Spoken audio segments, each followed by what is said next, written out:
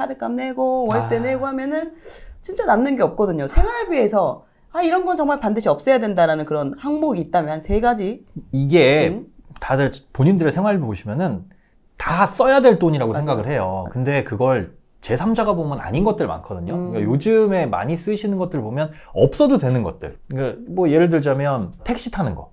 그쵸, 그쵸. 택시 타는 거. 그거 안 탈 수 없는 환경에 계신 분들도 계세요. 뭐 일이 막 새벽에 끝난다거나 대중교통이 안 되는 맞아요. 뭐 이런 경우에는 쓸 수밖에 없는데 그런 것들이 이제 개인마다 조금 차이는 있겠지만 뭐 렌탈 이런 것들도 저는 굳이 그걸 해야 돼라는 생각을 하거든요. 정수기 렌탈하고 뭐 비데 렌탈하고 그거 없어도 죽진 않아요. 죽진 않아요. 근데 마셔야 될 이유를 찾다 보면 많죠. 뭐 어느 지역에서는 수돗물 상태가 뭐 너무 안 좋아가지고 시꺼먼 물이 뭐 나오는 그런 것들도 있기는 한데 그렇지 않다면 저도 집에 정수기 없습니다. 끓여 먹어요. 그런 것들 중에 우리가 당연하다고 생각하는 소비들, 맞아. 렌탈 비용이나 그다음에 구독 같은 거. 요즘 OTT 구독들 많이 하시잖아요. 또 이게 좀 할인하고 있어요. 1년 구독하면은 뭐 50% 할인해주니까 저희 남편이 냅다 디즈니를 해버렸어요. 근데 그것도 아깝다고 계속 보고 있어. 그러니까 그게 그거 딱 지금 말씀해주신 포인트가 쿠팡 뭐 이렇게 이런 정기 결제 같은 거 하면 그거 아까워서 써야 돼요. 맞아. 물론 이제 그걸 살 때 이거 배송비 아까운데 근데 제가 지난번에도 말씀드렸지만 친구 통해가지고 사도 되는 거고 또 웬만한 것들은 또 배송비 무료인 것들이 많이 있는데 사실은 이게 배송비 무료가 아니라 뭐 녹아져 있긴 하죠 가격에. 근데 그런 거 정기 구독 같은 걸 걸어 놓으면 그만큼 고정 지출이 나갈 수밖에 없습니다. 그리고 그 고정 지출이 나가다 보면 이걸 생활비로 딱 분석을 해봤을 때 못 줄이는 소비라고 그냥 미리 본인들이 판단하고 빼놔요. 마치 월세 내야 되는 것처럼 당연하게 지출해야 되는 부분이라고 생각이 드는데 그런 분들을 직접 대화를 해보면 이거 줄일 수 있는 소비입니다 라고 얘기하면 굉장히 아쉬워해요. 근데 그거 줄여야지 어떻게 하겠어요. 누릴 거 다 누리고는 돈을 모으기가 쉽지 않죠. 맞습니다. 하나로 묶자면 게으름 비용이에요. 뭐 배달비. 그 배달도 내가 조금 부지런하면은 왔다 갔다 하면서 뭐 방문 포장도 되는 거고 핸드폰 요금 우리는 꼭 써야 되는 돈이라고 생각을 하잖아요. 맞습니다. 맞는데 그럼 그 안에서 이제 줄일 방법을 찾아야 되고 뭐 알뜰폰으로 바꾼다든가 불편하긴 하지만 생명 유지에 지장은 없는 것들 그런 것들은 일단 빼셔라. 그러지 않으면 월급이 늘어나도 쓰는 돈이 그만큼 늘어나 버립니다. 조금 더 편하게 그러니까 과거에는 없었지만 새롭게 생기는 그래서 우리가 편리해지는 거기서 돈 들어가고 있는 게 뭔지 뭐 요즘엔 커피 같은 것들도 뭐 정기적으로 충전해서 먹고 뭐 그러더라고요. 그걸 충전해 놓으면 돈을 쓰게 되잖아요. 맞아요. 정기 구독하는 것 중에서 내가 좀 줄여야 될 거 없는지 그 다음에 배달 요금, 택시비 같은 거 그거부터 일단 고정 지출해서 머릿속에서 지우셔라. 좋습니다. 네. 줄이려고 하는데도 이게 좀 잘 안 되는 경우가 있잖아요. 네. 그렇게 막 나도 모르게 그냥 줄줄 새는 이런 지출들을 좀 통제하기 위해서는 그럼 지금 할 수 있는 게 뭐가 있을까요? 줄줄 새는 돈들 보면 대부분 이제 3가지 정도예요. 그러니까 지출 통제가 안 되는 거. 용돈 정해놓고 외식비 정해놓고 쓰지 않는 부분. 이거는 꼭 정해놓고 왜냐하면 거기서 제일 많이 줄일 수 있거든요. 용돈이라고 한다면 그냥 이거 진짜 안 써도 내 생명 유지에 지장 없는 부분들 뭐 커피 마신다거나 술 마신다거나 이런 이제 용돈 통제부터 시작을 하셔야 되는 거고 그 다음에 이제 이자나 수수료 같은 것들 있잖아요. 그 대출 비용이나 이런 것들은 당연하게 생각을 하는데 주택담보대출 받으신 분들은 특히나 사실 대출 쇼핑 굉장히 자주 해야 되거든요. 우리가 주택담보대출을 받고 다시 상환을 하게 됐을 때는 중도상환 수수료가 물론 있지만 그것 때문에 뭐 어느 정도 기간까지는 안 알아보는 경우들이 많이 있어요. 맞아요. 근데 정기적으로 하세요. 그거는. 그러니까 중도상환 수수료를 물더라도 내가 대출을 갈아타는 게 더 유리한 뭐 그런 경우들 많으니까 요즘에는 주택담보대출 뭐 비교 이렇게만 치더라도 비교 사이트들 많이 나와 있어요. 근데 그런데 보면 뭐 각 은행들 여기 데이터 끌어다가 그걸 비교해주고 추천을 해주는 거거든요. 그러면 나는 주거래은행이 무슨 A은행인데 생각지도 못하게 한 번도 거래하지 않은 이금융권의 무슨 어디 금고 뭐 이런 것들이 훨씬 더 싸게 해주는 경우들 많이 있어서 굉장히 크게 아낄 수 있는 부분이다. 이건 지금 바로 해보셔도 되겠네요. 네. 지금 영상 다 보시고 이거 광고 아닌데 뭐 제가 주로 이제 이용하는 사이트가 뱅크몰이라는 앱이 있어요. 근데 거기 들어가면 정말 디테일하게 내가 사는 아파트 몇 동 몇 호 집어넣고 이거 대출 금리 비교하면은 쭈르륵 나오거든요. 그러면 갈아타는 게 몇백만 원 아낄 수 있는? 처음에 대출을 받으려고 할 때는 되게 많이 알아보는데 일단 받고 나서는 안 알아봐요. 생각 안 하죠. 일단 이거 대출이자 어떻게 갚을까 여기에 초점을 맞추니까. 그렇죠. 그리고 그건 아예 고정비용으로 빼버려요. 뭐 한 달에 뭐 얼마 나간다? 이거는 못 줄이는 돈? 이렇게 생각하는데 뭐 시중금리 올라갔다 떨어졌다 얘기들 많이 나오잖아요. 그런데 그거와는 이제 무관하게 뭐 은행에서 판매하는 고정금리라고 하는 것들은 5년 고정이고 나머지 변동인데 그런 것들도 차이가 많이 있을 수 있거든요. 그리고 대출 상품들도 이금융권이라고 해가지고 무조건 안 좋은 건 아니고 담보대출은 사실 이금융권이나 1금융권이나 상관 전혀 없어요. 전혀 없어요. 뭐 신용도에 미치는 영향도 거의 없다고 보시면 내가 안 되고. 갚는 게 문제인 거지. 뭐. 그렇죠. 뭐 신용대출이나 금리 차이가 크고 그러니까 이금융권에서 받으면은 야 이거 문제 있는 거 아니야? 해가지고 점수가 좀 떨어지긴 하는데 주택담보대출은 그런 것 중에 뭐 이금융권 대출 중에는 갈아탔을 때 중도상환 수수료 없는 것들 뭐 이런 거 있거든요. 그러니까 대신에 금리가 약간 높죠. 그러니까 이런 것들은 누가 이용해야 되냐? 지금 금리가 높은데 이거 고정금리로 은행에서 5년짜리 고정금리 대출 받았다가 야 금리 점점점 떨어지게 되면 갈아타야 되잖아요. 그럼 수수료 많이 나갈 텐데. 그래서 앞으로 금리가 그래도 언젠가는 좀 떨어질 것 같은데 한 1년 안에 뭐 이렇게 생각하는 것들. 그러면 차라리 중도상환 수수료 없는 걸로 약간 높은 이자 물다가 괜찮은 거 나오면 갈아타고 주거래은행이나 이런 거는 주택담보대출 같은 경우에는 특히나 절대 맹신하지 마셔라. 그 다음에 이제 불필요 금융상품. 가입해놓고는 또 손 안 된단 말이죠. 그 중에 불필요 금융상품 중에 하나가 가장 대표적인 게 보험. 보험은 사실 비용이에요. 이거 뭐 보험으로 나중에 뭐 돈 만기 절대 더 뭐, 비싸. 만기 상환 만기에 환급해주는 그런 보험들이 훨씬 더 비싸고 이게 사실 내가 아프거나 다치지 않으면 다 버리는 돈이잖아요. 그런데 그게 아프거나 다쳤을 때 나는 보험금 많이 나와. 나는 뭐 일주일만 입원해도 하루에 뭐 10만 원씩 나온다, 15만 원씩 나온다. 불필요한 거거든요. 그러니까 보험이라는 건 뭐냐면 내 호주머니에서 돈만 안 나가게끔 지켜주기만 하면 돼요. 내가 저축하고 있는 거, 대출 갚는 거, 아프거나 다쳤는데 이 저축이 확 깨진다거나 아니면 대출을 못 갚는다거나 이런 문제만 안 생기면 되는 수준으로만 유지하면 되는 거기 때문에 보험료는 버리는 돈이다 라고 생각하시고 그러면 최소한으로 버려야 되겠죠. 그냥 그 정도 수준만 하면 되는데 그게 저는 이제 경험적으로 봤을 때 지금 보험이 하나도 없어요. 저 지금 새로 가입할래요? 라는 혹은 다 깨고 지금 새로 가입할래요? 라고 했을 때 기준이 나이 곱하기 한 3,000원에서 4,000원 사이. 30살이 내가 싹 깨고 보험을 새로 가입한다 라고 했을 때 한 9만 원에서 12만 원 사이 그 언저리에 와야 웬만큼은 그럼 빵빵하게 가입했다. 근데 그걸 넘어선다? 그럼 뭔가 불필요한 게 많이 껴있다. 그럼 일단은 뭐 변액이나 종신 이런 거는 아예 다 빠지네. 왜냐면 9만 원은 넣을 수가 없거든. 네, 그렇죠. 그러니까 정기보험 모르시는 분들 위해서 정해진 기간 동안만 보장받는. 네네. 사망보험금이 사실은 남겨진 가족들을 위해서 하는 거잖아요.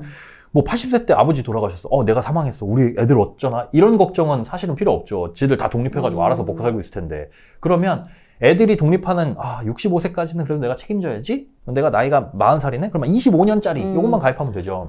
근데 65세까지는 그렇게 사망률이 높지가 않아서 싸요. 제가 40살에 사망보험금 1억 65세까지로 했을 때 가입한 게 2만 원인가? 2만 원만 버리면 돼요. 그러면 언제 제가 그 중간에 죽더라도 1억은 나오는. 그럼 5억짜리라고 한다면 10만 원이면 충분하다는 거죠. 그래서 그런 정도로만 살짝 버리고 나머지 돈들로 차라리 저축을 하셔라. 그리고 뭐 진단비 이런 것들 큰 돈 들어가는 거 있잖아요. 암, 뇌질환, 맞아. 심근경색 이런 것들은 모든 보험에 사실은 다들 있어요. 그건 중요한 특약이기 때문에 대신 이제 손해보험사 쪽이 훨씬 더 범위가 넓다. 그런 쪽으로 인터넷에서 가입하시면 훨씬 싸게 뭐 가입할 수 있습니다. 특히 자녀보험도 저도 많이 넣었었는데 태아보험, 뭐 CI보험 뭐 이런 거 많이 넣었었거든요. 애들 보험이 이 부모님의 뭐 이 부성애, 모성애 이런 것들을 자극해서 되게 비싸요. 맞아요. 그래서 근데 사실은 애들은 아프면 엄마 아빠가 케어해주면 돼요. 그 돈으로. 근데 엄마 아빠가 아프면 애가 돈 벌어올 거예요? 안 되잖아요.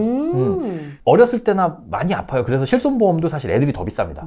그런 것들도 막 불필요한 특약들 있는 거 다 발라내고 깔끔하게 가입하셔라. 아까 말씀드린 나이 곱하기 3,000원은 20살 이후에요. 아무리 못해도 20살 이후 보험료나 비슷비슷하다. 그리고 애들 보험은 특히나 만기 길게. 물론 이제 뭐 아프거나 뭐 유전적인 뭐 그런 게 있으면 당연히 그죠? 이제 그런 부분은 당연히 이제 준비를 해야 되는 부분이 있지만 그렇지 않은 경우에도 이제 염려심에 그런 경우는 괜히 뭐 요즘에 특약들 보면 근데 상담을 받으면 안 늘 수가 없어요. 그러니까 너무 말씀을 잘해. 이걸 가입하면 그게 막아지는 건 아니다. 그러니까 암보험 가입한다고 해서 암이 안 걸리는 거 아니잖아요. 근데 그런 것 중에 대표적으로 꼬시는 것 중에 하나가 뭐냐면 학교 폭력 위로금 뭐 이런 거. 요즘 학교 폭력 막 이렇게 해가지고 뭐 말들 많잖아요. 근데 학교 폭력 위로금 뭐 100만 원. 학교 폭력 무슨 의미가 있어? 그게. 그러니까 학교 폭력 생겨가지고 그거를 무슨 소송을 걸었을 때 어떤 조건들이 있어요. 근데 마치 그걸 가입하면 학교 폭력 우리 아이는 안 당할 것 같은 그런 이상한 위안감? 근데 전혀 아니거든요. 사실 그 돈, 그것 때문에, 그거 특약 얼마 안 해요. 뭐 20원밖에 안 해요. 20원은 내 돈 아니에요? 그런 것들이 따지고 보면 되게 많아요. 그 20원이 쌓이면 200원이 되는 거고, 2,000원이 되는 거고, 2만 원이 되는 거거든요. 그걸 또 한 20년, 30년 동안 내야 되는 거고. 맞아. 그러니까 특약 중에, 야, 이거 없어도 전혀 지장 없겠다 하는 것들은 그냥 빼시는 게 훨씬 낫죠.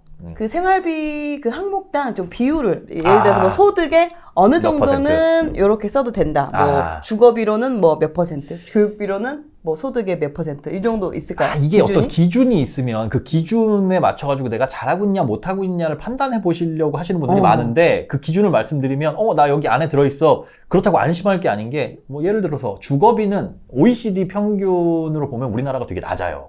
15%가 채 안 되거든요. 전세 제도가 있어서 그런가요? 네, 그렇죠. 그런데 OECD 평균을 보면 20%예요. 근데 우리나라 소득 중에 주거비가 15%라고 하니까 나는 10% 정도 쓰는데 그럼 괜찮나? 이거 소득에 따라 다른 거죠. 뭐 예를 들어 월급이 많은 사회초년생일 수 있는데 500만 원 벌어요. 그럼 내가 한 15% 정도면은 75만 원 정도니까 이 정도는 월세로 내도 괜찮아?는 아니라는 거죠. 그래서 적당한 비율보다는 비슷한 연령대, 생활 수준에서 봤을 때 요 정도 초과해서 쓰는 거는 내가 잘못돼 있다. 상한선은 내가 알려주겠다. 그렇죠. 예를 들어 우리가 사회초년생 때 월세를 산다 그러면은 요즘에는 뭐 오피스텔 월세도 60만 원, 70만 원짜리 많잖아요. 맞아요. 근데 보면 주변에 그렇게 사는 사람 많은데 근데 그런 거 아끼지 못하면 안 돼요. 내가 정하는 거죠. 예를 들자면 나는 남들이 쓰는 주거비보다는 한 15%, 20%는 아낄래. 그러면 이 오피스텔 이런 데보단 뭐 빌라나 이런 쪽으로 들어갈 수밖에 없는 거고 투룸보다는 원룸으로 들어갈 수밖에 없는 거고 그런 식으로 평균이라고 한다는 거를 내가 맞춰야 될 기준이라기보다 그건 맥시멈이고 내가 여기서는 남들보다 얼마 아낄 거야 라는 목표로 들어가는 거. 그래서 생활비나 주거비나 이런 것들도 기준이 얼마다라기보다는 주거비는 한 15%라고 했지만 생활비 따지고 보면 생활비의 범주가 너무 커가지고 맞아요. 누구는 60% 쓰는 사람이 있는가 하면 누구는 40% 쓰는 게 있어요. 그리고 이건 소득에 따라 달라지는 거고 한 달에 생활비 300만 원 들어가요. 월급 300만 원 받는 사람은 생활비가 100% 나가는 거고 1000만 원 버는 사람한테는 30% 나가는 거거든요. 그래서 그 생활비의 적당한 비율보단 여기서 우리가 꼭 필요하게 지출하는 것들이 무엇이냐. 그러니까 아닌 것들을 좀 발라내야 된다는 거죠. 의식주가 포함이 되는데 그중에 식비라고 포함된 게 마트에서 얼마를 쓰고 있는지 그다음에 외식으로 얼마를 쓰고 있는지 이런 것들을 잘 발라내가지고 생활비의 범주에다 포함시키지 말고 유동적으로 내가 조절할 수 있는 거 이렇게 빼놓으셔야 된다는 게 사실은 핵심이에요. 이게 똑같네요. 저축도 그렇잖아요. 소득의 몇 % 저축을 해라. 이게 네 맞아요. 많이 할수록 좋은 거지. 네. 그리고 많이 할수록 좋은 건데 그렇다고 해서 90% 사회초년생을 저축하세요. 이게 누구한테는 맞는 말일 수도 있고 누구한테는 절대 불가능할 수 있어요. 엄마 아빠한테 얹혀 살면 90% 저축 가능해요. 200만 원 벌든 300만 원 벌든 진짜 본인이 아끼면 가능한데 독립해가지고 나와서 월세 내고 이미 이분들 같은 경우에는 30% 정도가 주거비로 빠져나갈 텐데 그분들이 어떻게 90% 저축을 하냐 이거죠. 그래서 그건 상황마다 다르기 때문에 몇 %가 적당하다라고는 선을 그을 수는 없어요. 내 상황에서 지출은 아무튼 최대한 줄이고 저축은 최대로 올릴 수 있는 게 무엇인지를 고민하고 그렇게 행동을 해야 한다. 그렇죠. 그리고 그 기준을 잡을 때도 남들은 보통 보면 주변에서 월세 얼마 써? 라고 했을 때 그래도 남들보다 한 20, 30% 아껴야 되겠다. 이런 기준을 스스로가 잡아야 됩니다. 가계부는 필수로 써야 되겠네요. 저는 안 써요. 쓰지 말라고 말씀드려요. 진짜요? 네. 왜냐면 가계부를 쓰는 목적만 달성하면 굳이 귀찮게 그거 안 해도 되니까. 근데 오히려 그리고 가계부를 그런 목적 없이 쓰면은 관리하기가 어려워요. 그러니까 요즘에 가계부 어플 이런 거 잘 나오잖아요. 네네. 카테고리별로 잘 구분을 해줘요. 뭐 식비, 의료비, 맞아. 그런데 그 식비 안에 포함된 게 내가 이게 친구들한테 밥을 사주면서 한턱 쏜 용돈인지 아니면 내가 진짜 먹고 살기 위해서 쓴 돈인지가 구분이 안 되니까 그런 가계부는 아무짝에도 쓸모없거든요. 그럼 봤을 때 지난달에 식비 비중이 높았네? 그럼 이번 달에 식비 줄여야지? 뭐 어떻게 줄일 거예요? 뭐해서? 그래서 그런 걸 분리해 놓고 써야 된다. 그냥 아예 용돈 카드 만들어 놓고 줄일 수 있는 건 거기다가 딱 나 50만 원만 쓸 거야, 40만 원만 쓸 거야 이걸로만 쓰고 나머지 것들은 통제 못하는 거. 예를 들어 매달 써야 되는 교통비, 뭐 핸드폰비 이런 거 어떻게 아껴요? 그런 건 점검해봐야 지난달에는 핸드폰 요금 많이 나왔네? 좀 줄여야지. 이거 요즘에 그런 거 없잖아요. 그렇죠. 그런 거 없으니까 그런 건 그냥 빼놓고 내가 실제로 줄일 수 있는 용돈만 뭐 한 40만 원, 50만 원 해놓으면 얘만 가계부에다 연동을 시키거나 그러면 내가 용돈 쓴 것 중에 용돈 중에 식비를 많이 썼구나, 배달 음식 많이 시켜 먹었구나, 요거는 좀 줄이자, 뭐 커피 같은 거 많이 마셨네, 문화생활 많이 했네, 뭐 그런 것들은 좀 줄이자, 이게 판단이 되는 거지. 그냥 그런 거 없이 카테고리로 짝짝짝 나누면 이건 그냥 과거를 되돌아보는 것밖에 없어요. 어디서 줄일지 도저히 판단이 안 나오니까. 예산 빼놓고 쓰는 그 습관이 안 되면 가계부는 아무짝에도 쓸모없습니다. 저도 꽤 오랫동안 썼지만 말씀하신 것처럼 항목만 조절을 해요. 항목을. 네. 식비가 많이 났네? 그럼 이걸 용돈으로 좀 옮겼다가 용돈이 많아서 그러니까. 이거 용돈을 식비로 이렇게 올렸다가 이거 결국 뭐한 짓인지 모르겠어요. 분식회계도 아니고 그게 누굴 위해서 쓰는지 모르겠어. 그러니까요. 그러니까 누구한테 점검받고 혼날 것도 아니고 목적 자체가 줄이려고 불필요 소비 줄이려고 하는 거니까 내가 통제 가능한 소비와 그렇지 않은 걸 구분하고 그 다음에 그걸 가계부하고 연동해가지고 예를 들어 나는 A라는 체크카드만 용돈에 쓸 거야. 그게 낫겠다. 혹은 뭐 체크카드가 아니면은 뭐 A라는 신용카드만 이거 쓸 거야. 혜택이 많아서. 그럼 그것만 가계부에 연동해가지고 내가 용돈으로 도대체 쓰는 거 뭐에 많이 쓰나. 그때그때 구분하지 않으면은 나중에 가서 내가 왜 이때 많이 썼지? 이러니까 아예 카드를 구분해가지고 쓰시는 게 제일 좋습니다. 또 이런 경우도 많거든요. 네. 맞벌이를 함에도 불구하고 개별로 월급 받은 거를 쓰면서 이제 생활비로 각자 얼마씩 각출을 해서 그걸 이제 생활비로 쓰더라고요.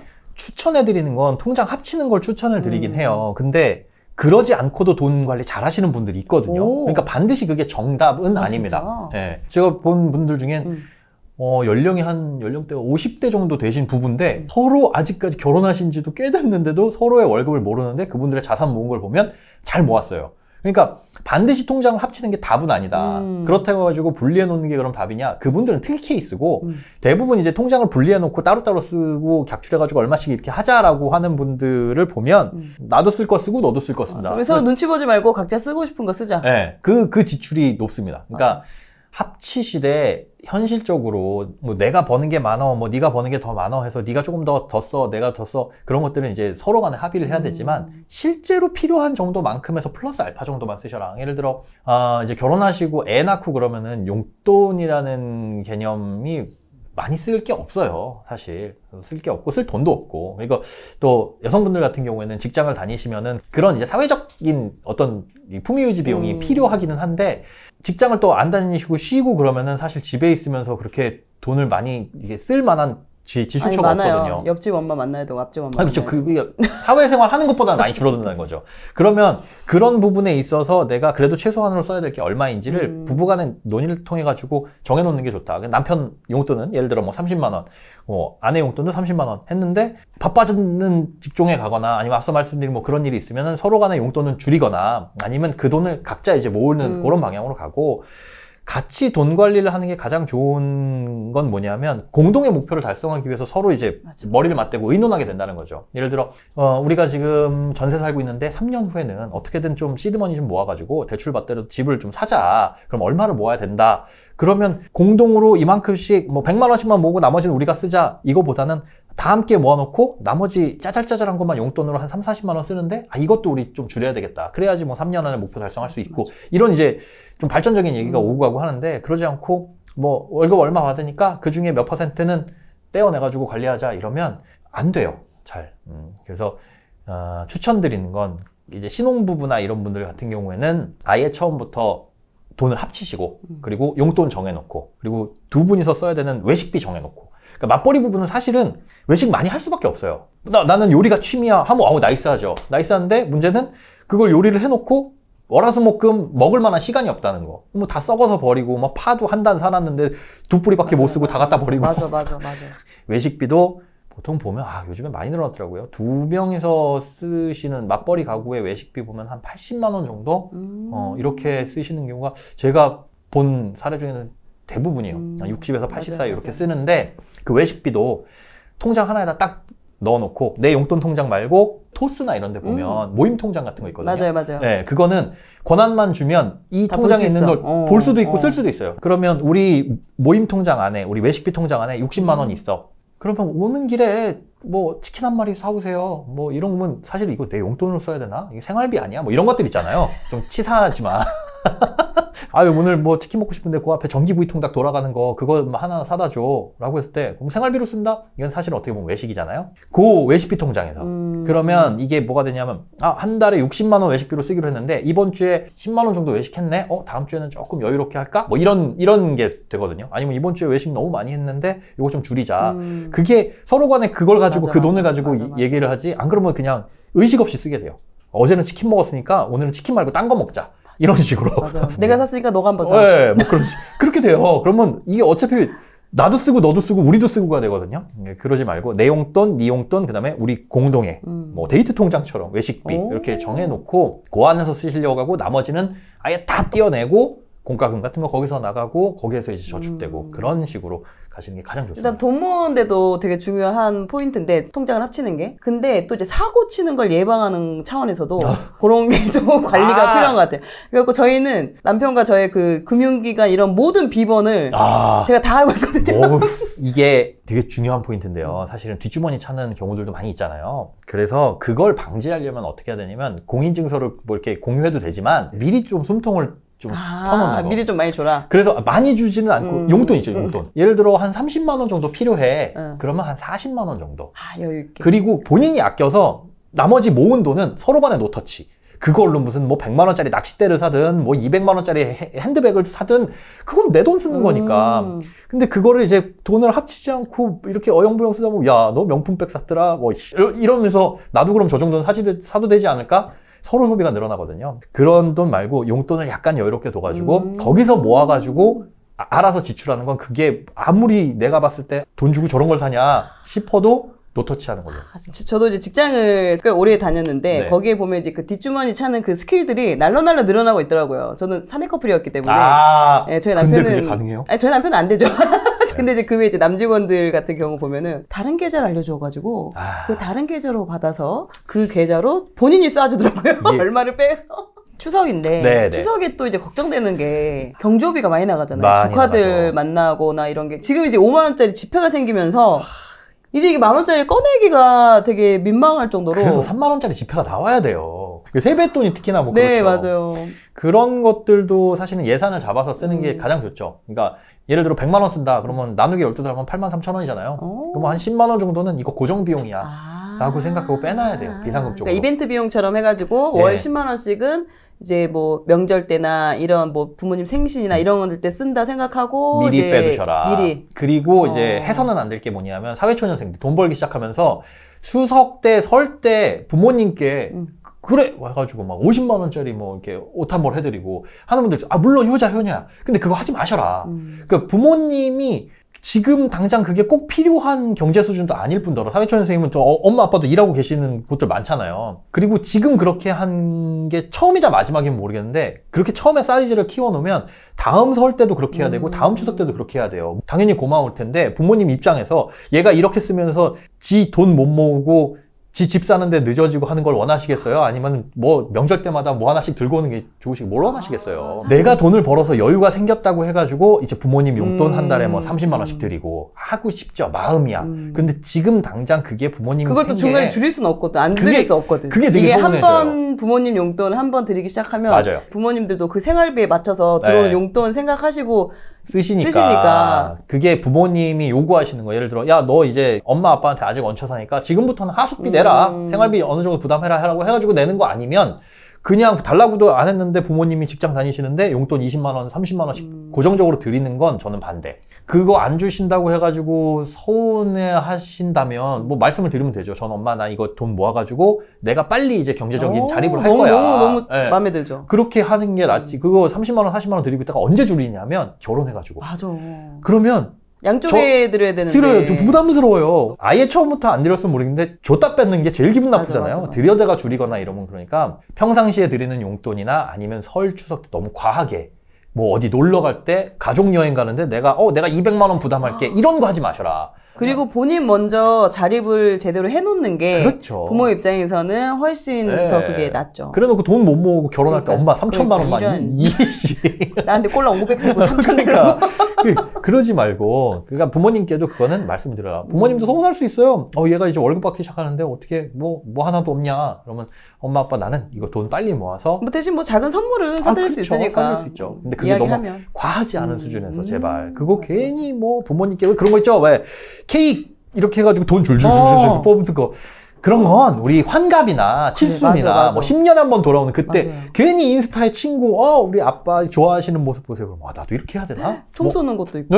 이것도 계속 나와야 될 거 아니야? 쌌는데 끝이야 이게 떨어져 버렸어. 그냥. 2발 쌌는데 이게 뭐 그럼 이거 그런 거 괜히 지금 내 수준에도 안 맞는 그런 거 하지 마시고 맞아. 적당한 수준에서 하고 그런데 그 돈 아껴서 하려는 게 부모님께 경제적인 이 지원 안 받으려는, 기대지 않으려는 그런 것들을 명확하게 부모님께 말씀을 드려라. 지금 또 요 40대 분들 특히 조카들 용돈 얼마나 줘야 되나 고민을 하실 것 같아요. 그 기준은 얼마가 회수되느냐. 우리 애도 가가지고 받아올 거 아니에요. 아니면 미리 어른들끼리 얘기를 하세요. 차라리. 저도 그랬어요. 저희 이번에. 다 똑같은 생각 하실 거란 말이에요. 다 부담되거든요. 네, 그리고 괜히 저쪽에서 돈 잘 번다고, 돈 잘 버는 집에서 얘다! 해가지고 막 5만 원짜리 2장 해가지고 몰래 주던데 10만 원 퍽퍽 이렇게 주면 부담돼. 부담돼요. 그래서 이건 어른들끼리 좀 합의를 하셔라.